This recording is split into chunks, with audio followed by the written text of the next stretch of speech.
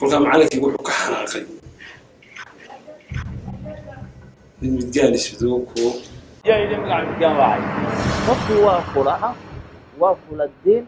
واكولا الدول واكولا المدب waxay bulshada reer Soomaaliland noqon dhaqmaan kaasoo ah haybso kaasoo ah waa dadka laga tirada baday kaasoo ah waa midgaan waxaa jiray oo haddana jira inay qabiilada qaar ay ka haystaan dhibaatooyin buuxinta adeegyadii aasaasiga u ahaa nolosha kuwaasoo bulshada ay la nool yihiin u wada siman yihiin ku abtirsashada qaranka jamhuuriyadda Soomaaliland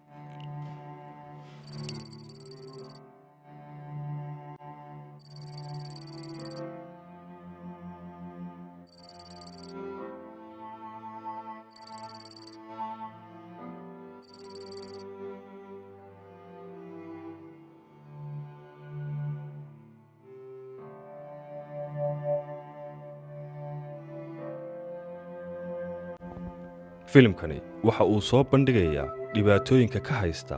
dhanka waxbarashada, guurka iyo shaqada. qabiiladani waxay kala yihiin Madhibaan, Muuse Dheriyo, Anaas ama Yibro iyo Tumaal ayaa dhibaato ku noqotay inay oodwadaag la noqdaan bulshada dhigooda ah ee ay wada nool yihiin. الكين عادي يقولوا هذا عيدي عادي إنه يكتال العيب بدون دون استيد عبر ضيضة يجي ذو يقطع تعير تعالى على الكي عبشري ها تعيد عالم كي عليه إنه هقطع عن تبكيس أركستاتين عدك قريش كوا فقدان هذا عدادسكي وحمد الله وسلامتين ولا لهيبتين ملكستو أجوكتون با وأن أقح إن هذا ضد الشيء إلا هي هيدن كرسي إذن inaan ahay walaalkiin oo garabkiina taagan waxa yaraan iskiin baro waxaan ahay walaalkiin weligiin badiido waalid bayna wada dhalay wahalkaygu waani waxba adigu hay tudhin walankaygu kuma karo walaal waa ninkii weyn waxaan ahay walaalkiin aan iskiin baro colaadii ma jirto abashana ma taalo waxaan idinka doonayaayoo keliya inaa ogaataan inaynu wada dhalanay oo walaal horta sideedaba ummadan afka Soomaaliga ku hadashay madaqadan geeska Afrika ku nool waxay taariikh badan baa lagu kala sheegaa waliyahan xoolo dhaqatada waxa la yiraahdaa waxay ka yimaadeen Arab oo ma aragtaa wadad qabad sida Isaaqa iyo Daaroodka iyo ma garatay qoliyahan waxa la yiraahdaa wuxuu ahaa xirfadlayaasha waxay ahayn dadkii dhulka loogu yimid dadkani waxay dad taariikh leh dad waxay ahaayeen dawladda ka dhisan maxaan ku idhaahdaa halkan inay soo gaarsiiyeen dawladdaasoo markaa faafin jirtay diinta islaamka sheekh maxamed wuxuu ka mid ahaa culimada waaweyn ee loo soo diray halkan inay faafiyaan diinta islaamka waxaa la sheegayaa inay dadkani boqortooyo ahaan jireen laakiin boqortooyadaasi boqortooyo dulmi fara badan gashay inay noqoto ku tacadiday dadkii maganaysa cawaanka ahaa ee xoolo dhaqatada ee ay dee maamulayeen inay ku xadgudub weyn oo cadaalad darro ah oo dhinac walba leh oo dhinac diineed leh oo dhinac dhaqan leh oo dhinac dhaqaale leh oo dhinac nolol leh inay ku sameeyeen taas way dabeetana caqaab rabbaani ayaa management rabbaani ku dhacay ilaahayna dee qowmkiisa ma duleeyo xaqiiqatan ilaa ay ka leexdaan amaadirtiisa iyo wanaagiisa dadkan taariikhdooda waa taariikh guuna waxyaabaha مثلا hargeysa deganahay inkastoo qabaa'ilka la baxbaxay yihiin oo reer walba qiyamkiisa iyo wixiisa u gaara uu lahaa kule afar baa ugu caansan inta badan oo qolada Soomaalida iyo Anaasta oo Yibraha loo yaqaano iyo Madhibaanka iyo Muuse Dheriyada طبعا iyagoo fikir qura dadku ay ka haystaan ayaa haddana dee ay kala duwan yihiin sida Soomaalida dhaqan ahaan qabaa'ilkoodu u kala duwan yihiin طبعا dadkan markaa marxil baa la soo mariyay marxalada aad u qaraar bay jiilashooda qaar soo mareen dadkan marxaladaha tikoorka iyo cunsuriyada lagu hayaa cunsuriyadimo wanaagsane iyo qabyaaladii markan isbarbar dhigno tan ay mujtamacan marka dunida kale la eego tii Mareykanka taagan tii South Africa ka taagan taa kan marka la eego waxbay ku dhisnay wax la taaban karo laakiin tani maxay ku dhisan tahay haddaan nacas ahayn qofkii waa kula af waa kula diin waa kula dhul waa kula midab waa kula luqad waa kula abuur af soomaalina waa ku wada hadashaan magac midgaan cay maaha midgaan cay maaha anaana caddaynaya waxaana ku caddaynaya ereyga midgaan midigtaada markaad midigteeda imika u geyso waxa ay noqonayaan midgo soomaalidii horena wax kasta oo wax jara ama wax sara waxay u taqaanay mindi dadkayguna inta badan waxay ahaan jireen dad ugaarsataa oo qaabis iyo leeb wata maadaama ay ahaayeen wax kasta oo wax jara mindi u yaqaaneen waxay samayn jireen ganna waa taqaanaa oo marka wax la tuurayaa gan la dhaha hebel dhagax buu soo galay hebel qori buu soo galay hebel wax kaloo soo galay marka midigan taas halkaasay ka timi mindigane kii mindida tuurayay magaca halkaasuu ka yimi markaa cidda cay u haysata ama fikir khaldan weeye aada uga aaminsantahay waxaanan leenahay magacaasi cay maaha haddaba ra-islahan loogu magac daray midgaan yare ayaa soo jiidasho ku sameeyey qaybaha kala duwan ee bulshada Somaliland si gaar ah u soo jiito wadada aan maraya mar kolley waxaa sababeeyana inaan si gaar ah u sawirto waa qariib ugu noqday wax mufaajaah ugu noqday ugu cusub sidaa daraadeed magac ayaan yara maqli jiray ka aqoonsaday meesha inuu ku qoran yahay dabcan de waan ku faraxsanahay maadaama ay bulshada magacaan isticmaasha ay hore u ahayd bulshada yara la eeb sooco sabab dhanka bulshada kale uga timid aawadood iyo de sababa jira aawadood marka ninka ku dhiirada halkan inuu furto haddana magaca ku asqeeyo kolley si gaar ah aniga soo jiitay sawirkan arrinkaas ay ugu kalifay inaan sawiraa magaca marka la eego waxa weeye dee horta magacaasi waxa uu ka soo jeedaa meel fog uu ka soo jeedaa waxa magacda ay keentay uu ka mid yahay gumaysiga la isgumaysan jiray uu keenay maadaama ay dadkani dowladda hore soo ahaayeen marka ay jabeen dee waa la midgaansaday oo midgaanyimana addoonsi baa dib loogu celiyey markaa waxaa dhacday in dee ay laba magacba oo aji iyo maxaa loo kala bixiyey iyo midgo labadaasaa labada ay kala qaatay kolkaa midgahaadna la yidhaahdeen qoladan kalena cayd ka xun bay u sii jeedeen waxay leedahay ajaa la yidhi bade ajadana waa la yaqaanaa waxa ay tahay laakiin markaa cay bay ahayd sidaan u soo waxaysan midgihiisa imika dee wax ka xanaaqaayba ma jiro midgihii magac lagu faanay noqdeen ba imika waxna dee la iskama saaro maadaama wuxuu u wada yaqaanin dadkan dee ajiga la yidhahdeen gebi midgaade horta la isku wada yidhaahda ama gabooyin u yaqaanin laakiin iskagama dhowan dadkani erayo badan baa magacan markii aan dhaahnay midgin oo kale dadkan maadaama ay xirfadlayaal ahaayeen midgiyayaal midgo يعني waxa maadaama waqtiga cawaanka lahaa ay dadkan xirfadla ay ahaayeen oo aan wixii la xidhanayay iyo kuugii iyo magaraysa wixii lagu soconayay iyo wax walba iyagu ay soo saari jireen oo dee aan la gaarin civilization kan iyo waqtigan ma aragtaa warshadaha casriga warshadaha aan la gaarin iyagaaba productive ahaayo dadkan wax soo saari jiray marka taas waxaa la yidhaha magacan midgaan xukay midgin wax allah waa professional man wax allah ay yahay ma jirto waa midgiyayaashii iyagoo batay yaa midgiyayaashii midgo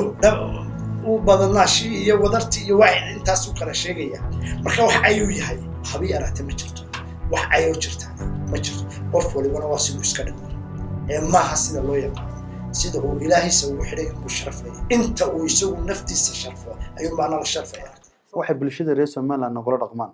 kaasoo ah haybsooc kaasoo ah waa dadka laga tirada baday kaasoo ah waa midgaan kaasoo ah waa dadka la faqooqo kaasoo ah waa dadka looma ooyaanka la yiraahdo all that ayaanu doonaynaa inaanu ka xiro ma daalo oo kama hadho laygama furo isna igama furmo habeen kasta sagaalka marka ay tahay anoo wali faraxsan oo miftaax sita ayaan waxaan soo weeraraa oo soo kafuula albaabka aan habeen walba garaaco kaabadihiisa shanta ah marka albaabka aniga in cabis soo hortaago anigu kalgacalkaanu qabo dartii masarkaan la soo baxaa oo tirtira miftaaxyaan sitaan geliya mar baan rogaa iska daa rogis murugme ma dhaqaaqo mar kuma qanco laba kuma daalo boqolaal markaan maray faruux xanuunaan ayaan cuskadaa tabti aan horeba uga daalo iyo garaacista albaabka faruhu markay iyana itaalaan ayaan fadhiistaa kaabada shanaad calool xumo waxa igu haya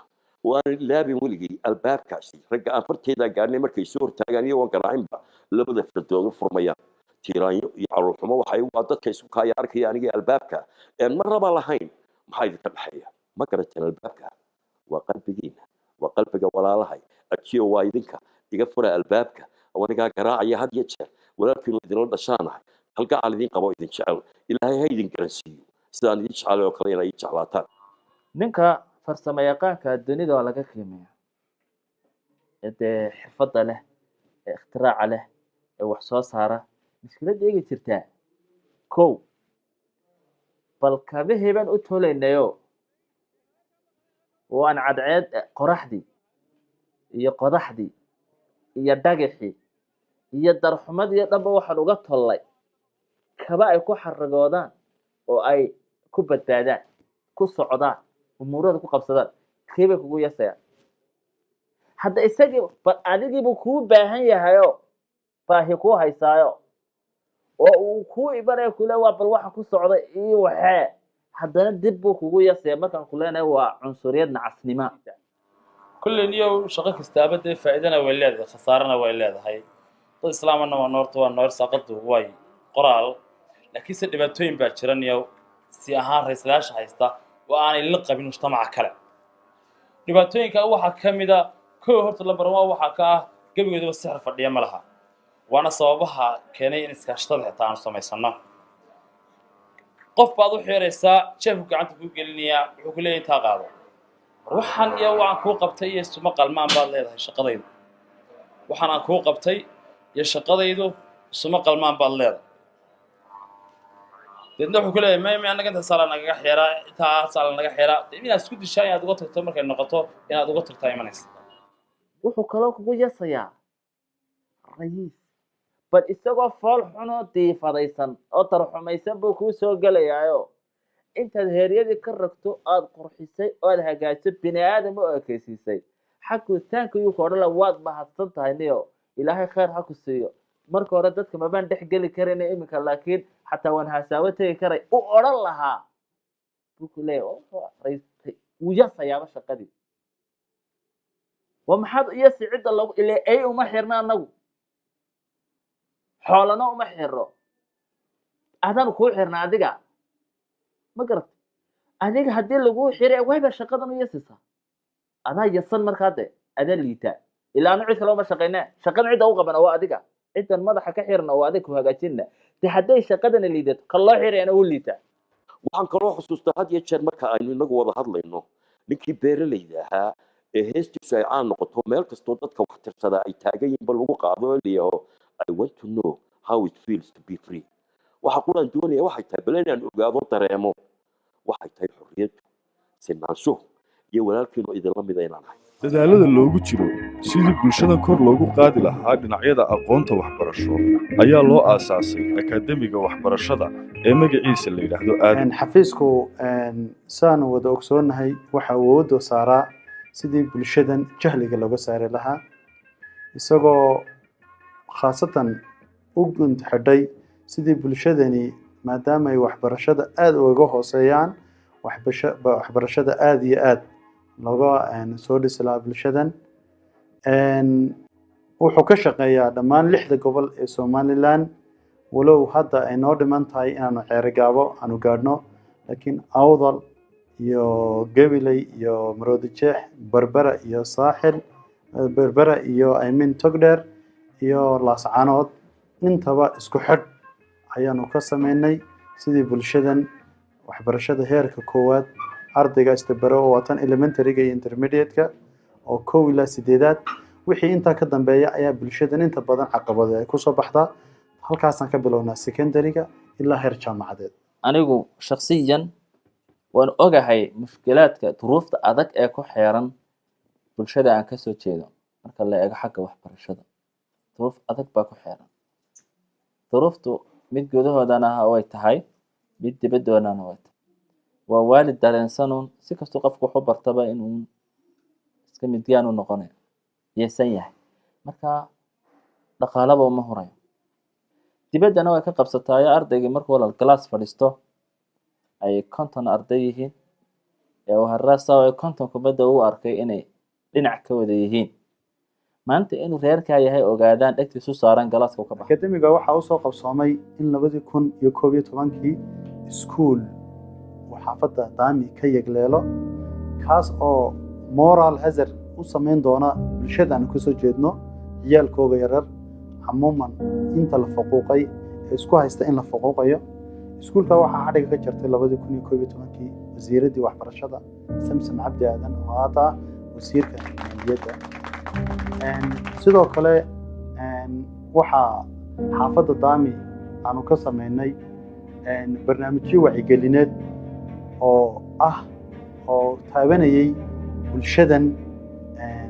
inay yihiin bulsho jirta oo reer Somaliland la mid ah waxaan markaa ka fakarnay maadaama ilmihii madaariskii kale marka tago qaliibnimo dareemay wana horta isku soo yar ururisaan yaga xaafadooda inta wax uga dhistaan iyaga isku soo ururiya inay shacbiyad yihiin haddareen ma jirtayna yihiin oo midharkanay galaasida dhex fadhiisanayaan dadka kale kaga badayay falxayir ilaa kadib waxaan ka aasaasnay runtii iyo 19 magaalada loo jeedo Europe tuulo yaro galbeedka ka xigta bari ka xigta magaalada Burco barashada ka aasaasnay waxbaan barnay runtii biriiban ku wadnay masha Allah rag baa ka soo baxay dana Burco rag baa ka soo baxay kadib Hargeysan haddana ka bilownay maadaama caasimadii tahay goobo waxbarasho ka dhisay waxaan ka aasaasay marka madaariskan Quba waxaan go'aan ku gaarnay marka in bilaash lagu ilmihii marka majority dadkan u dhex fadhiya waa dad yaqaan meel ku wada ciyaaraan dadkan magacyadooda yaqaana waalidkooda wada yaqaana way iswada maxaa la dhahaa iswada weheshadeen firiina war ka dhigay oo maadaama aan weli u bisleen waalidka in badan oo kamid duruufta ku xeerana aan saamaxay ilmihiina marka haddii fi loo diray aan soo noqonayno tasba waxbarashadiisa galaafanayso waxaan go'aan ku gaarnay farxad markaan soo sandhignaa quraanka qaybsanaa dareenkiisana waan dhisnaa ardaygu markuu quraanka qaybo ama dadaweeyo macnawiyan uu dhismo ma sii haysanay ee dadku dhexgeliyo bismillaahir rahmaanir rahiim alxamdulillaahi rabbil caalamiin والصلاة والسلام على رسول الله صلى الله عليه وسلم magacaygu waxa weeyaan Mukhtaar Cabdullaahi Reegal maamulaha Maraakisul Fathi dhanna ka ah gudoomiyaha amar bil ma'ruf lajnatu al-amr bil ma'ruf wan nahy 'anil munkar ee xaafadan Daami run ahaantii asbaaba kulay nagu kalifay inaanu aasaasno maraakistan sababta koobaad markii aan aragnay aad baahi weyn oo xaafadu u qabto halka xifdiga quraanka taas oo bulshadan xaafadan degan aad iyo aad ay uga liitaan yar tahayna tayada xaafadan madaarista ku yaala wax soo saarkooda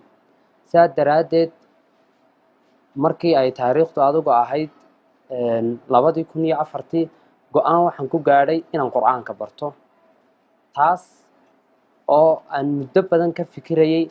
in aan maalmaha kamid ah maanta ama si ka badan rajaynay haduu Ilaahay raado anoo maamul ah ummad badan wax taray ummadii xaafadan isbedel badan ku sameeyay asbaabahaas ayaa igu kalifay inaan maraakistan aan aasaas tabashadan u gaarka ah dadkan ma tahay mid saameyn taban kaga yeelata dugsiyadii dawladda ee bulshada qaybaheeda kala duwan u siman tahay waqtiyadan minority-ga ama laga tirada badan yahay ardaydooda way noo joogaan iskuulka way dhigtaan waalidkooda way nala soo xiriiraan way ka mid yihiin guddiga maxaan ku iskuulka ardaydu kama tilmaan maxaan ku kama takoorna ama tilmaan gaar ma laha oo maxaan ku ardaydu bila same leeyihiin waa isku mid ardayda ayaa iyagu si fiican runtii waan soo dhaweynaa markay waalidintooda noo keenaan xagga xitaa dariska haday noqoto boo ay ka dhasheen maxaan ku qoys tan yara waan tixgelinaa dariska ma xidhno buugaagta cidda u baahan maxaan ku waan siinaa oo hay'adaha nala shaqeeya NRC oo kale oo maxaan ku imkana rabtay inay nala shaqeyso oo u keenaan maxaan ku buugaag waxa dan yartoo dhan ayaguna ay ka mid yihiin marka aad iyo aad baan u soo dhaweynaa iskuulkana way dhigtaan maxaan ku in ka badan maxaan ku horta hadda in ka badan maxaan ku 100 arday yihiin goobta waxbarashada waxaa isugu imanaya dhalinyaro aad u fara badan oo kala duwan oo background kala duwan leh oo meelo kala duwan ku soo koray oo family kala duwan ka yimid family faqri family taajira kursiga ku wada fadhiisanaya way saaxiibayaan way israacayaan team bay wada noqonayaan waxbay u soo wada shaqeynayaan library ku wada akhrisanayaan waa artaan jaamacadda Hargeysa library weyn bay leedahay oo arday badan ku akhrisan karto ilaa 200 arday marka maalin walba marka ardayga laba kursi isku xiga wax ku akhrisan library-gii way isbaranayaan marka dambe dadkii kalaaskii wada fadhiisanayaan maxaa markaa abuurmaya saaxiibtinimo bulshadii baa isdhex galaysa saaxiibtinimada bulshada isdhex gasho markay sii badato waxaa sii yaraanaya cunsuriyadda iyo dadkan minority in badan baa la yeesay iyaga laftoodu sidii way qaateen maskaxiyan bay u qaateen marka wayaan si waxaan looga dhex saaro inay dadka la mid yihiin la tuso waxa qurux badan in dadka ay ku dhex darsamaan haddii aan leedahay waxbarasho shaqo social kubadoo kale guurka laftiisa marka wayaan haddii sidan hadda ay yihiin ay u socdaan for the next 20 years soo socda haddii sidan ahaato xataa guurka caadi buu iska noqonaya sababta ciyaalkan maanta 20 years ka bacda aabayaal bay noqonayaan iyo hooyooyin saaxiibkoodna waa nin qof minority iyo qof caadi u arkeen horta beeshu waxay la mid tahay beelaha Soomaaliland laakiin waa lagu kala badan yahay xagga qabyaaladda waxaan soo aragnaa lagu soo weyn waayo waxaan nahay dad kaliya si xun loo qaybsooco haddaan nahay beesha gabooyaha ama mutamaama gabooyaha midkaha way ka dhalinyarana haddaan ka hadlo matalan jaamacadaha oo kale iskuulada oo kale aad baad kala takoora sababtoo ah waxaad arkaysaa iyagoo leh kuwaas oo gabooye ama dabeetana ama midkaan ku tilmaamaya dabeetana ardayga wuxuu qaadaya dismar ayuu ka qaadaya ka wuxuu kala soo noqday kaligi saas ay tahay haddana waxbarashadii lama joojinay waa la wadaa caqabadaha kale jira waddanka jira waxaa ka mid ah iyadoo dhaqaaluhu saamixi karin heerka jaamacadeed oo ardayga wuxuu sekondariga dhameeyo heer jaamacad ma tegi karayo sababtoo waxaa laga rabaa fiidina ma awoodayaan inay bixiyaan xukuumadda Soomaaliya iyadoo mar badan isku dayday inay bixiso fiida ama ay ballan qaaday laakiin wax miradha oo la odhan karo ay bixisay ma muuqdo malaha dhowr toban qof meelahaas ayay bay lacag ka bixisaa laakiin capacity kii looga baahnaa maysan gaarsiin waxaa kaloo jira oo waddanka qabyaaladda horta aad buu la hadhay waxaad ku garanaysaa in qabyaaladdu la hadhay iska daa heer kaloo heer soo gaaray in kubaddii la ciyaarayay iska caadiga ah qof walba aqoontiisa iyo lugtiisa uu ku tartamayay ay ka dhigaan qabiil oo arkaysa maanta wasaaradda qofka haysta nin kastoo yimaadaya wuxuu ku leeyahay waxaan qabanaa koobkii gobolada koobkan gobolada cid kale kuma tartantay qabyaalada u tartamaa oo qabiil kasta deerku ka soo jeedo ayuu ku tartamayaan dabeetana waxaan arkaysaa koox gabooyaa jirta oo ciyaarto kubadda iyaga laftooda markay ciyaarayaan waxaad arkaysaa fogaada ay kala kulmayaan la leeyahay waa caynkan waa sidan waa caynkan waa reerkii caynkan ah haddana saasoo tahay inuu iska dhex jiraan oo dadka kaas ka ciyaaraya wayaan markii hore berigii hore waxaa odhan jirta qabyaaladda waxay yaqaanaan odayaasha iyo dadka iyo salaadinta lagu waxayn jiray laakiin maanta waxay maraysaa heer dhalinyarta ay soo gasho baashu oo qabyaaladda waxaan ahay arday ka mid ah ardayda dhigata jaamacadda Hargeysa waxaan dhigtaa Faculty of Civil Engineering waxaan ahay semester 2 waxaan doonayaa inaan idinka siiyo macluumaad qaabka ardayda iyo wada shaqayntoodu waxa ardayda isku keenay iyo waxa uu ku dhisan yahay ardayda iyo wada shaqayntoodu iyo walaaltinimadooda iyo qaabka ay u wada shaqaynayaan waa mid ay isku keentay kolba xiriirka ay leeyihiin iyo xiriirka academic ahaan ee aqoon ahaaneed ee ardaydaasi ka dhaxeeya haddii ay tahay arday isku group ah waxaa dhici karta in ardaydu aanay isku xaafadaba gelin ama filishka magaalooyinka aanay isku magaalooyinba ka iman laakiin si midda midaysa ay tahay arrinta aqoonta iyo waxa ay goobta u yimaadeen oo ay u fikirayaan sidii dad academic level ah taasi waa ta ardayda midaysay iyo qaabka ardaydu collaboration-kooda u yeeshaan ta labaadna waxa weeyaan aan doonaya idinka warramo sidee bay u beddeshay society-gii bulshadeennii sidee bay u beddeshay aqoontu alxamdulilah si fiican bay u beddeshay waxay ka kaxaysay meel marka hore dhulka aada u taalay waxaanay geysay meel heer saraa waxay ka kaxaysay wax la kala leeyahay ama qaab maxay hayday qaldan loo qaybsado waxaanay u keentay wax la wada leeyahay oo la wada ilaashado oo markaasi waxay ku fikirsiisay dadkii inay ku fikiraan inay dad noqdaan tangible progress horumar la taaban kara dad sameeya dadkani gebigeeduba horta waxay aaminsanaan shaqadan inay cayb tahay ama ceeb tahay sida birtumista timaxyeerista qashin xaarista iyo shaqooyin kala badan ay bulshada u hayn jireen waxay aaminsanaayeen maadaama ay dadkan shaqada u hayaan bulshadana ay shaqooyinka ka faantay ka mid ahaayeen dabadeedna waxay isdhaahdeen haddii aad dadka wax bartaan yaa timaheeda ka xiiraya aniga nin odaya ii sheekeeyey waqtiyada ka mid ah wuxuu ii sheegay inuu inankiisa iskuul geeyey xilligii iskuulaadkan iminka la dhigta ay bilaabmayeen waagii ingiriiskii wuxuu yidhi nin baan u tegey maamulaha meel fadhiya waxaan ku yidhi buu yidhi war inanka waxbarashada ii geeya wuxuu ku yidhi markaad imika aad inanka wax barto annaga yaa timaha naga xeeraya yaa noo samaynaya yaa qashinka naga xaadhaya yaa ilaa waan kala leenahay hawlahe waa fikir khaldanoo markaa muddaa hore ay aaminsanayd ama aad u taqaanay sababaha markaa kalifay waaga inay wax baran waayaan waxyaabahaasaa ka mid a waayo mujtamaca la noolaayeen baa u arkayey shaqooyinkan hayayeen shaqooyin liito dadkayga inta badan dhalinyarada qaarkood waalidku waxay kula taliyaan inuu waxbarashada iska daayo balse uu maxaa iska shaqo tago uu ka doorbido waxbarashada la'aana ayna hadda ahayn ay waqti hore ahayd taasi weliba oo dadku waalidku ayna garanaynin qiimaha ay leedahay waxbarashadu may garanaynin waqtiga laakiin hadda waalidku waxay kula taliyaan ilmihiisa inuu wax barto oo waxbarashadu tahay lafdhabarta nolosha ay tahay bay ogaadeen taasi waqtigan jaamacadda aan ku jireen waxaan ku rajo weynaa inaan noqdo qof bulshadiisa ka dhex muuqda inaan noqdo bulshada Somaliland inaan noqdo qof ka dhex muuqda dadkiisa iyo dalkiisaba kor u qaadaya inaan noqdana Carafa waa arday qalin jebinaya jaamacadda Hargeysa wuxuuna ku jiraa ardayda ugu cadcad dufcadiisa yihiin horta dalku u baahan yahay iyaga inay horta marka hore ogaadaan inuu dalku iyagu u baahan yahay laakiin iyagu u baahnayn dalka runtii taa ogaadaan baa loo baahan yahay dhalinyarada Somaliland midda kale iyagu waxaan leeyahay waa inaad ku midowdaan qadiyad iminka marka la yidhaahdo dadka caalamka markaad u fiirsato waxaa la odhanayaa waa niyo marka la yidhaahdo what's nationality wuxuu ka odhanayaa American odhanaya England innaga halkii ka odhanaya reehebel in reehebelkaa marka ay ka baxaan iyo ay yidhaahdaan in anugu Somaliland qadiyada saa ay u qaadaya aniga qurux badan oo qabyaalad meesha ka tegay oo iyagu sidoo u gudbaan kabacdina ay ogaadaan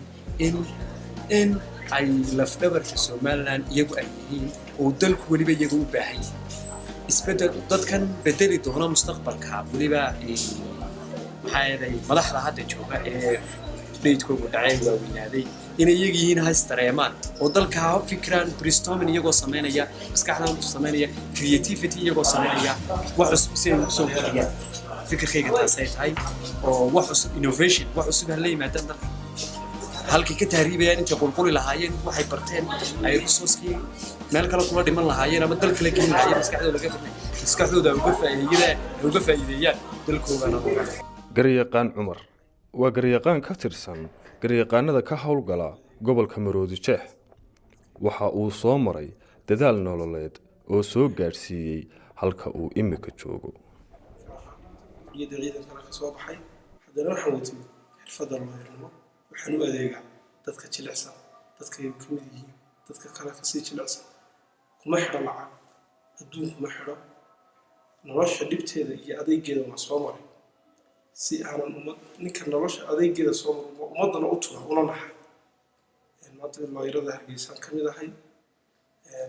aad bay shaqadii looyarnimadeedu aad bay ugu badan tahay garsoorka dalka aad baa layga soo dhaweeyey aad baa laygu tixgeliyaa maxay day cid ummadda kalaaba layga jeceliya dabeecaddaada ciday kugu tartaa tahay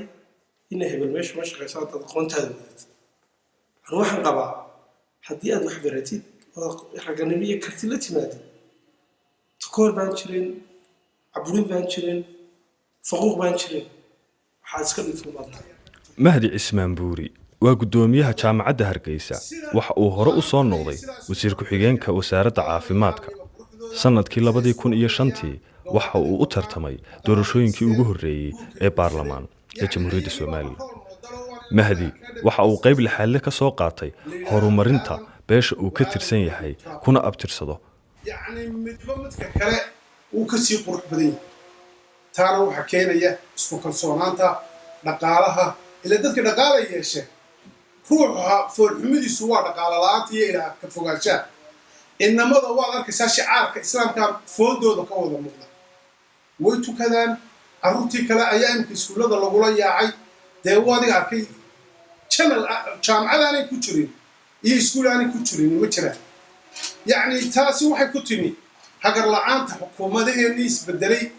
amba tii daahriyaala ha noqoto amba tan oo gacan weyn uu ka geystay madaxweynaheena axmed maxamed maxamuud aadan uu ka geystay siraayo oo uu shaqo geeyey si dabalaalana buu yidhi waa in ninka soo baxaa waa hotkeek waa la sugayaaba intuu jaamacadda ka soo baxayo baladeegada dadkii baa waxay ku tartamayaan amba dahabshiil ha ahaado amba talisom ha ahaato amba xukuumadda ha ahaato inanka soo baxa yacni somalilan oo dhan meesha doonaha ka soo baxee inan qura oo shaqali ma jiro ha soo sheego inanka qura jaamacad ka soo baxee shaqali maba dhicinba maba jirtaba lana xoolo ragfeedha ka xisaabtan baa layidhi mid kastaa meeshu ka soo baxo waan ogahay mid kastaa meeshu joogo waa ogahay wixii aanan ogayna waxa og yar maxay ahayd ururkan ay samaysteen ayagii baana iminka inan qura oo bilaa jaamacadina ma jiro jaamacaddan iminka anigu aan ka ahay guddoomiyaha carruurta dhiida keentay aynaa qaadanin baanu ayaga waxaanu siinay affirmative action baanu siinay positive discrimination baa la yidhahda ayaga waxaanu dhii xitaa hadduu keeno waynu qaadanayno si aan u dhiirigelino oo aan mujtamaca intiisa kala soo gaadhsiino anigan kule way soo khafiifaysaa qaar baa ka odhanaya warniyo wallaahi bilaahi maye waa run isku mid waa leeyahay laakiin xagga diintay ku liitaan maadaama adaa boqolkiiba boqol diintaada fiican tahay imisaa ilaah iyo nebiga suuqa ku cayaad gabadhaada u guurisaa si kasta oo ay tahay muddooyinkan dambe waxa isa soo tarayay kala guursashada qabiilooyinkan iyo bulshada inteeda kale hablahan oo codsaday inaan la magac dhabin xaalado jira awgeed waxay ka mid yihiin dumarka u dhaxay beelaha la haybsooco waxaanay ka warramayaan dhibaatooyinka ay kala kulmeen guurkooda markii aan yarka hore waan shaqayn jiray waxaan ka shaqayn jiray carruurta xanaanada orfanada dabeetana anigoo halkaas joogunbaa inan baan iska baranay halkaa inankaasaa markaa keenay inankan dabeetana uu iskeen baray markaa imuu odhan waa tumaal mudug markaa wuxuu waa ciidagale waa reer gobdoon barasho wanaagsan waan isbaran aduu alaa kulli xaal sidaa unu soconin baan markii dambena waan ismehersanay markaan ismehersanay ayaa laysoo kiciyey xaafadan baa lay keenay markaasaan xaafadda dumar ka mid ah oo isaga ay dumaashay yihiin oo berigii hore isnaqaanay ayaan ku arkay markaasaan ku uri war heedhe ciidagale ma tiide sayna waan aqaanaay walaalkaabaa qabee ma iska sheegatid qoladaada markaasuu yidhi tumaal baana laakiin reer gobdoonkaas waan isla dhiig baxnaa waan isnaqaanaa sidii baan isku baranay sidii baan isku guursanay dabeetana inan anigoo dhalay hore ayaabaan reerka iyaga tegey waxaan isiri bal haddaba waxaa la yidhi hooyadaabaa waalatay anigu marka agoon baan ahaa aabbahayna keligay baa ka noolaa hooyadaabaa biyo xidheedhka timid oo agabarbay timid oo laasdhuuray tagto xeeray tag meel kasta way marto hooyadaa weyn dhabeeli gaadhay baa laygu dabeetana waxaan isiri haddaba imika hooyadaa u tag anigoo markaa inankaygii weynaa xambaarsan isagoo 7 bilood jira ayaan tegey dabeetana hooyaday way igu dulooyday waxay tiri hooyo adoo keligaaya yaad iga tagto adoo 2 abaad ii timid bagaad ii timid dabeetana wareysi baa la yeeshay dabeetana waxaan hooyo ninka caynkaa iyo caynkaasaan guursaday Soomaaliland wuxuu soo jeedinayaa hadda kale anagu waa iska waxaan ku ori dadaysanaayo dee kale horta anaga waxaan ku galaynaaba jannada oo way wana loo xashiya waayo 2 qof oo imika meel wada socda hadan agmarno waayo intii ilaahay reer hebel guursatay waayo qabrigeedii waxa laga yaabay in laga kala yareeyaaba dambigeedii garanaysa laakiin dadkan waa dad isku mid ah waa dad islaama waa dad la diina waa dad la dhaqana yaani waxa ay ku leexsan yihiin arkayoo dee wala soo dhaqmay inta reerka ku dhex jira wal 17 sanadood weeyaa kama yara ilmahayga barigaa dhalay wuxuu noqon lahaa maanta 16 jir ma garata intaana wala soo dhaqmay naag wala guursatana dadka ma qabto waxaan uga qabin ilaahay baa horta waxaan waa qadar oo dee calafku ilaahay kaaga dhiga ha ahaato kalsoonida naftaada ka qabtid weeyaa ma garata waayo dee waxay dheer yihiin baaba jirinba ilaahayna dad wiiga siiyey alxamdulilah rabbil caalamiin maasha allah rag iyo dumarba marka dadka wuxuu soo jeedinaya dadkan dad la siman inay yihiin dee qofkan waana la diin waana la dhaqan waana la islaam waana la deegaan maxaa lagu daadifin karaa xaawiya aadan baana dadku ka soo wada jeedaan maxaa inna ka dhigay nasab inna ka dhigay yacni waxaan waxba ahayn hadda ma fahamta annagoo haatan iminka ku reeroona dee hablaha soo gelaya shisheeyaba intay raaci lahaayeen ninkaa la garanayo kula diinta kula dhaqanka kula deegaankaaga loo qaado marka annagaa naga daayaan dhibaatada hablaha ka daayaan dhibaatada ha noo duceeyaan sida nimanka kale gaalada ugu farxi lahaayeen si ka fiican ha noogu farxaan sahra waxa ay ka mid tahay haweenka u dhaxay qabiilooyinka kale ee aan ahayn kuwa la haybsooco waxa ay ka warramaysaa caqabadaha guurkeeda la soo gudboonaaday bacdaha saare maxamuud oo faarax waxaa jirta bini'aadanku dee kole dhaliila way iska leeyihiin oo ilaahun baan dhaliil lahayn waxaa soo maray 2 nin oo reerkayga ahayn baan guursaday dabeedna waxaan wax dhibaato leh dee kolley labada reer iskugu dhowaa dhaliila isku sheega marka waalidku xanaaqa amba hooyada ha noqoto amba aabaha ha noqdo labada dhinacba way xanaaqaan dabeedna waxaan ahaa dee qofka kalsooni iyo kaga baxday karti aanu haystayna dee qofku inaan waxba i dheerayn aanu nahay dad diintii walaalaysay wax dhaliiloo dhibaato aanan qabin de oo marka anu qofku waxa uu iga weyn yahay uu iga dheer yahay baanan u arkin waxaan maamulo ka ahay maraag suquba oo xaafadda aan ku yaala iyo gaar ahaan xafiiska xaafadda ka furan ee najid macruuf xumaan rabista wanaag fariistaan ka ay gudoomiye ku xigeen qolo kale STDI leero dhalinyaro jaamacad isku tagtay taana waxaan ka ahay gudoomiyaha fulinta oo de waxaan la dagaalanaa qabyaalada iyo qabiilka waxaas oo waxa u galay awoodii ismaan oran wala ku kooraya ismaan oran laana markay arkeen dhalinyarta noo shaqeynayo firfircoon iyo soo dhaweystay hada laakiin markii aan xaafadda aan dhaafi lahayn aan isgelin lahaa nacam wala wata xoora maanta xilalka baan qabteen fahant bari dhaweed waxaan research samaynayo nimankii dhalinyarada ee beelaha iyaga ee reeraha kale ka guursaday ayaanu nin waliba waraysan waxaan ku wareedhe sadoodadan ka qabta gabadha Landeri iidaha ma xambaartaa inanka yare gaboye ayayda u tahay nin waliba wuxuu yidhi maya islaanta way ka qashisay inanka yare gaboyene xambaartay jaaris oo la wareegto abtigii iidaha ma kaxeeya waa ta la yidhi ab haddii loo waayo abtima loo waayo warabtiyaashad ma kaxeeya maya baa lay waxaan taa ka aaminsanahay inta dadka wacyigu korayo ilmihii mar haddaanu abtina lahayn ayayna lahayn oo iyagiiba ka qajilayaan war annagu kuwa iyaguna walaaqana baan leeyahay inta ay dadku diintoodii wacyigooda korayo ayaan soo jeedinaya guurka anigu dhibaatayguma hayo waan hubaa in la isguursan doono haddana waaba la isxadaa waa la isqabaa waanan ogahay sababahana lagu diidayo faqriga u horeeya cidina ma rabto qofaan waxba haysan ilaahay ha naga saaro faqriga qofka faqiirku iska fuulxun yahay aqaladiisaa foolxun hugiisaa foolxun aragiisaa foolxun iska cawlan yahay cidina markaa lama jecla inintiisa insha allah waanu qurux badan doonaa waanu kici doonaa waana nala soo doonan doontaa guurka maha dhinaciinoo keliya kaayagana waxaan idin leeyahay ha ilaabina xusuusnaada qalbigiina ha ku jirto in maalin maalmaha ka mid ah qasriga madaxtooyada uu geli doono inaan daami ku dhashay oo noqon doono madaxweynaha aamiin dhah soomaalida waxaa tirahda hebelow talateeda ugu jecleed wuxuu yidhi taan ku jabo waayo waan ku tala bartaa anigu waxaan ahaa xubinkii ka soo jeeday beelaha laga tirada badiyay reer Soomaaliland muwaadiniinta kuwa ee ka qayb galay labadii doorasho ee ugu horeeyay Soomaaliland waxaan ahaa musharax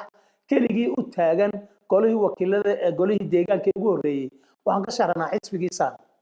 keligii ayaa gobolka Hargeysa ama Soomaaliland ba ka sharaxnaa waxyaabo waaqici oo jira kuma soo bixin beeshan ka soo jeednaana waa beel dimuqraadiyadda cabtay oo beesha ugu dimuqraadiyadda badan waayo beelaha majority-ga kamay suuro gelin intay ka tagaan ninkii iyaga beeshooda u sharaxnaa inay annaga noo codeeyaan oo nin qolo majority-ga noo codeeya wuu yar yahay waa boqolkiiba 0 baan odhan karaa laakiin annaga waxaa naga suuroobay beelaha wada degi jireen oodi ab ka dhow iyo lacag intay la yimaadeen meelihii waxay nooga xishoon waay musharaxiintii kale afartii sanduuqa daamiya noo yaala aagayaga halkaas ugu jilicsan bay lacag iyo oodi ab ka dhow baa lala yimid waxa weeye codadkii bar badan bay naga kaxaysteen marka waxa weeyaan bulshadeeduna waa bulsho aad u danyara oo dadka gidaarada kabaa ku tolaya wuxuu ku iman karaa in golayaasha wakiilada iyo deegaankaba in koota lanoo jaro oo caalamka minority right protection wax la yidhaha baa jiro ee jabuutideennan iyo meelo badan bay ka jirta caalamka minority-gu mar haddaanay kusoo baxayn doorasho dee si aanay uga madhnaan sawirka dimuqraadiyadda dee waxbaa loo jaraa kow waa in maxaa ahayd koota lanoo jaraata deegaanka iyo ta wakiiladaba ta labaadna dee asaasiga naga maqanee madaxweyne gacantiisa ku jirtana dee madaxweyne waxbaa hore ugu soo jeeday iminkan uu soo jeedinaya inuu qalinkiisuna qabto oo uu noo magacaabo xilalka naga maqan muwaadiniin dalka xaq ku leenahay kuwa u dhaartaan nahay taasaan joojinahay waxa weeyaan wasiirka warshadaha haddii xitaa lana siiyo annagu beesha keliya maxay ahayd farsamo yaqaanadan kabihii warshada kabeed baa la samayn lahaa tiibirtaa la samayn lahaa cid kale oo maxay ahayd farsamada takhasuskuy ma jiro marka waxa weeyaan haddii xitaa warshado yaryar oo Portugal lanoo sameeyo dadka wacyigooda saruu soo kicila qoladii kabaha toleysana dee hudheer baaba ka saarayo waxa weeyaan hudheerkiina waxba iibiya kaboolayaashii landheeraha bay iibiyo kaboolaha iyagana hablaha waa loo diidaa kan kale ee landheeraha ee hudheerka iibinaya aniga way isku fillahay madid ka qaadan maayo quursi intii hore ka badan idinka yeeli maayo haddaa waxay siinaysaan atrageed baan idinka rabaa doorasho waynu u simanay dastuurku wuu inaga wada dhexeeya dalku waa dalkeennii calankuna waa kii somaliland qaybtaydaan ku leh doorashaan gelaya ama kacaab ama aan kufo baritaan baan kugu leh goobaha magacaabidda ah ee ka bilaaba dc saldhig taliya ka bilaabma ilaa wasiir dee madaxweynahan ka sugaynaa inuu na siiyo doorashada haddaan weyn magacaabidda miyaan weyn habluhu xaq bay u leeyihiin in la doorto in la siiyo xaqooda laakiin dee hablaha inay tartamaan wey annaga in lagu dhex daro xaqayaga weliba 8 hablood mid la qaata yeeli mayno magdiina cadka midaanu qaadanaynana maaha waxaan leenahay waanu tartamaynaa saa bini aadmigan soo baxaynaa oo haddaanu helan dhacaynaa iid waxa uu ka mid yahay dadka dhibaatada kala kulmay goobaha shaqo wuxuuna inooga sheekaynayaa wixii uu la kulmay magacayga waa iid eeg waxaan ku dhashay magaalada hargeysa kuna barbaaray magaalada hargeysa kadib hargeysa anagoo ku dhashnay ayaa qaxiyey burburkii soomaaliyeed ayaanu ka qaxnay halkan hargeysa waxaanu u qaxnay tuulada abakor markaan 4 sano aan galaaska afraad marayo ayay qaxoontigii dib loo soo celiyo waddanka dib loogu soo noqday qaxoontigii markii dib loogu soo noqday ayaan halkan nimid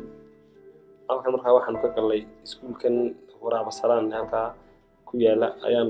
afartaydii la geeyey waxbarashada markaa lacag baa halkan kadib afartaydiiba dib baa Itoobiya loogu celiyay markii waxbarashadii xaafadii ay naga bixin kari weyday ayaa dib loo celiyay dib markii loo celiyay deeto waxa Itoobiya waxbarashadii ku sii wadanay secondary-ga markaa waxaan kaga baxay Kama Bokor markaan kaga baxay dugsiga Cabdi Xaashi ayaa diyaarin jaamacadeed baan tagay oo 2 sano labadii sano markii aan soo dhamaystayna haddana diploma baan bilaabay leadership diplomkii anigoo wada ayaa waxaa dhacday in shaqo laygu qoro shaqadii laygu qoray ayaa waxaa dhacday in aan shaqadii galo shaqadii anoo ku jira ayaan tuulo tagnay tuulan iskuul ka dhisan yahay tuuladii markii aan tagnayna waxaa dhacday in aan macallinkii u yeernay macallinkii maamulihii meesha ka ahaa wax weydiinay su'aalo fara badan kolkaa macallinkii wuxuu ka xanaaqay in midgaani sidoo koo wax ku weydiiya ama meeshaadii uu kuugu yar hanjabaa isagu wax fikir nooc kale abu qaatay inaga shaqo sidii shaqo xidhi baan ugu wadnay wax kale baan aaway in midgaani sidoo koo wax ku weydiiya ama meeshaadii uu kuugu yar hanjabaa isagu fikir nooc kale abu qaatay meeshii baan nimid degmadii waxaan ku dhawaan dacwad markaa waxaan wax laga qabto arrinkaasaa dhacay waxba waa laga qaban waayay maxkamadii waxba way caabin cadaadin baa saaray anigana wax leeyahay warna lagu qabana waa iskaga tago tii gobolkan tagay gobolkana waxba waa laga qaban waayay kadib waxbarashadeedii iyo wixii oo dhanba iyadoo 3 bilood iga hartay inaan shahaado dulankaa ku qaato ayaan bartay ku kansalay gebiga waxbarasho oo dhanba waxaa sababay waxaa la ii geystay ay waxba ii qaban waayeen reernimada midgaannimada aan ahay ayaa sababtay marka haddaan qof kala ahaan lahaa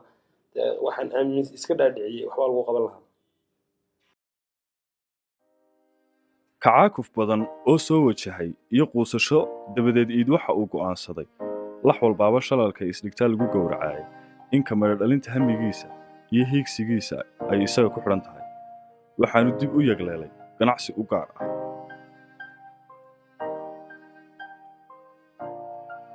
haddana iid waxa u qorshaysan inuu sii kobciyo ganacsigiisa isla markaana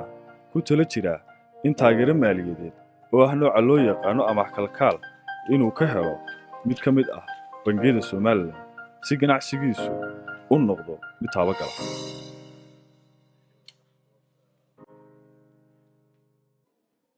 sida aan Somaliland uga qaylino Puntland loogama qayliyo Jigjiga ugama qayliyaan Muqdisho ugama qayliyaan maxaa aamusiyey hada isweydiin doona madaxweynaha Salahan waa madaxweynihii ugu horeeyay ee la taliyo u magacooday raada wad la tali waa madaxweynihii ugu horeeyay scholarship wasaaradda maaliyadda ugu dara sanad kasta intaasoo arday jaamiciin in laga bixiyo viga iyadoo qabiil kale ka yeelin waa madaxweynihii ugu horeeyay ee xaafadda daami lugta soo dhiga ardayda ku dhex salaamad dan yarta xusuustana markaan idin leeyahay meel bugtaan ku dhayaya haygaga masuugin marun waxaad tidhaahaa walaal kula mid bana akaademiga nabadda iyo horumarka Somaliland kooxdiisa maqal muuqaalka wareega waxay qabanqaabiyeen kulan isdhexgal oo ay isugu keeneen in ka badan 300 oo carruur ah oo ka kooban dhammaan qabiilooyinka Somaliland dega taas oo ay ujeedadeedu ahayd in la xoojiyo isdhexgalka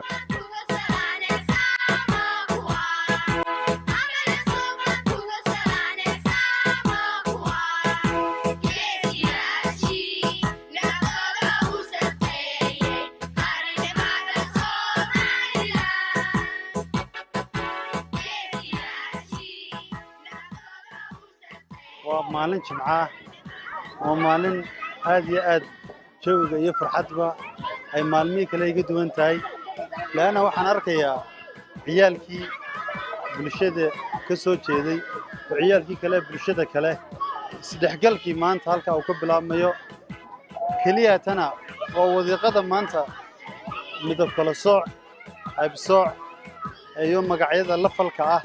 oo maanta waxa lagu suulin karayo oo kaliya waxa weeyaan waciyaalkana bulshada kale sidaas oo kale u dhaxbooda wana alla mahadi waxaan mahadnaq gaar ah aan soo jeedinaya akademiga nabadda iyo horumarka oo baxsi fara badan ka sameeyay barnaamijkan isaga sidii bulshadan iyo ummadan ay uga bixi lahayd takoorka iyo barnaamijka labadana waa talaabadii ugu horeysay waana talaabo biginina haddii barnaamijkan uu saa ku qabsoomana waxaan aaminsanahay in wixii dambana sidaa iyo si lamid ah oo ka sii qurux badan ay bulshadan isku dhex geli doonaan waana gobolka Maroodijeex awoodda waxa la saaraya marka dambana 65 gobol ee Somaliland kale ayaa rajaynaynaa inuu u gudubno haddii Allah awood u ogolaado maantana farxad wada arkaysaa inta ciyaal halka boqolaalka wada jooga ee wada faraxsan marka kulay maanta waa maalin iga duwan maalmihii kale alxamdulillah rabbil caalamiin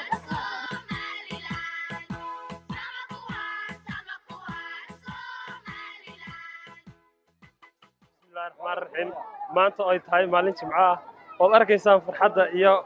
isdhexgalka meesha ka muuqda kullay wixii caqabadii hore oo dhan already maanta waa laga soo gudbiyay waad aragtaa waana dariiqa kaliya ee lagaga gudbi karo isdhexgalkii laguna la isku dhexgeli karo waxaan u mahadnaqayaa hay'adda akademiyadda iyo horumarinta oo fulisay iskuna hawshay in ay dadku isdhex galaan anigana arrinka ballanqaadkii waa la ii ballan qaaday wuu ii soo baxay insha Allah khayr baan rajaynaynaa hawshuna si fiican buu dhacday kullay farxadana wada aragtaan meesha ka muuqatay ciyaalkiisa ay isu dhex galeen dadkii waana dariiqa kaliya ee lagaga gudbi karo la iskuna dhex gali karo laguna sinmi karo waa tan in maanta hayno ma hadda koobaadna waxa iskale ilaahay talabaadna waxa iskale hay'adda horumarinta nabadda iyo akademiyadda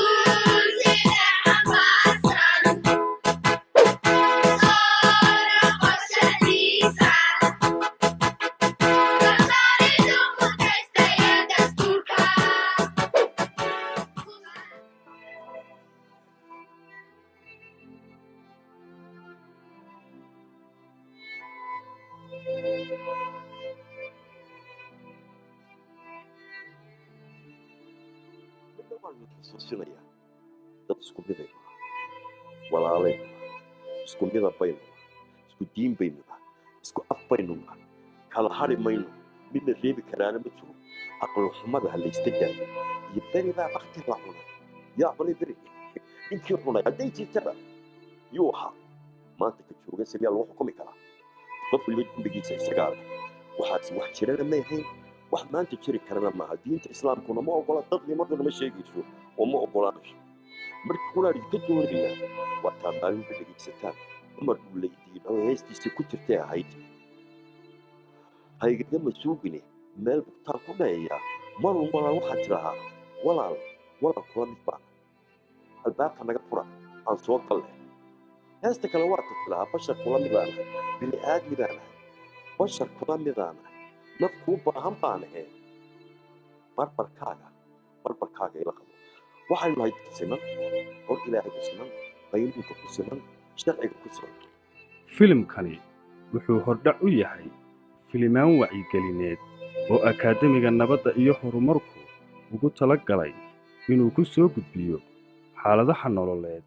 ee ku gadaaman qabiilooyinka filimkani ka hadlayo daawade